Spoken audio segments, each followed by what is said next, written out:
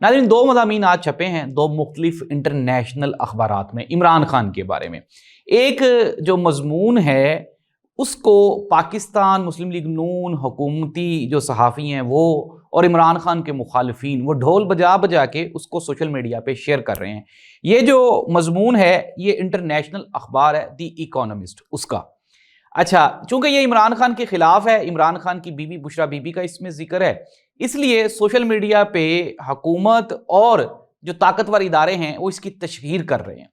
اس کے ساتھ ہی ساتھ جو اس سے بھی بڑا ایک خطرناک مضمون ہے وہ چھپا ہے فائنینشیل ٹائمز اخبار میں۔ اور یہ جو فائنینشیل ٹائمز اخبار ہے ناظرین، میں آپ کو تھوڑا سا بتا دوں کہ دنیا بھر کے جو بڑے اکانومسٹ ہیں، جو بڑے آپ یہ کہیں کہ جو اکانومی کو سمجھنے والے لوگ ہیں، جو ماہر معاشیات ہیں، وہ اس اخبار فائنینشیل ٹائمز کا حصہ ہیں۔ اور یہ جو فائنینشیل ٹائمز میں چھپا ہے یہ مضمون نہیں ہے، یہ ان کا ایڈیٹوریل ہے۔ ایڈیٹوریل وہ لوگ سمجھتے ہیں جو کہ سیاست کو صحافت کو سمجھتے ہیں۔ ایڈیٹوریل کسی کی رائے نہیں ہوتا، ایڈیٹوریل حقیقت پہ مبنی ہوتا ہے۔